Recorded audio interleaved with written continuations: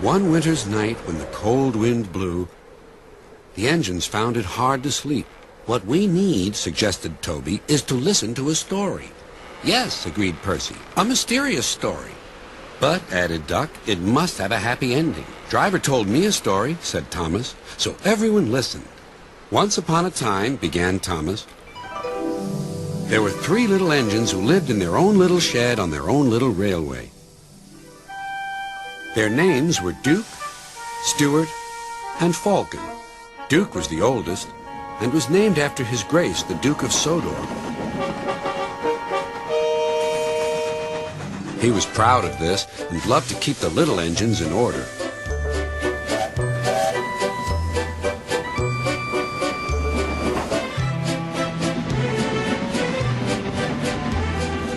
Whenever they did anything the Duke thought wrong, he would say, "That would never suit his grace." Other engines came and went, but Duke outlasted them all.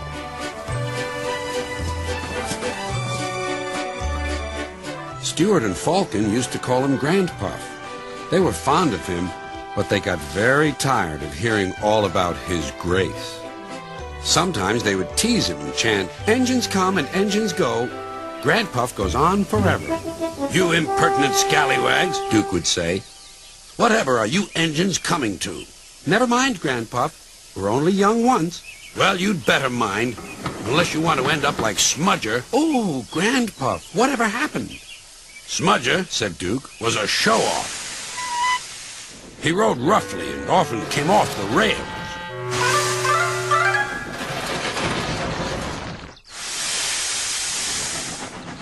I warned him to be careful, but he took no notice." "Listen, Dookie," he snarled. "Who worries about a few spills?" "We do here," I said, but Smudger just laughed. Until one day, manager said he was going to make him useful at last. Smudger stopped laughing then.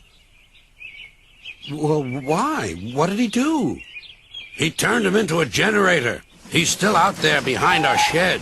He'll never move again." After that, Stuart and Falcon became really useful engines, and all 3 were happy together for many years.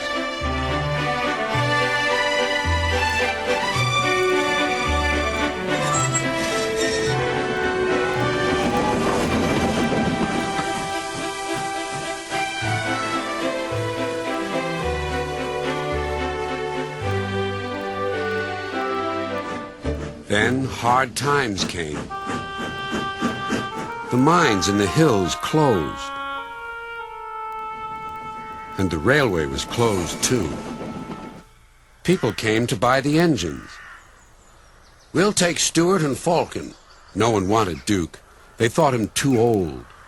"Cheer up, Grandpuff," called Stuart. "We'll find you a nice railway, and then you can come and keep us in order." They tried to be brave and cheerful, but no one really thought their dreams would come true. Duke's driver and fireman oiled and greased him one last time. They sheeted him snugly and said goodbye. Then they had to go away and find work. Duke was alone.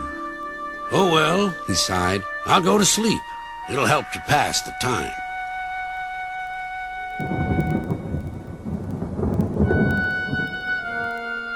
Winter torrents washed soils from the hills. Trees and bushes grew all around.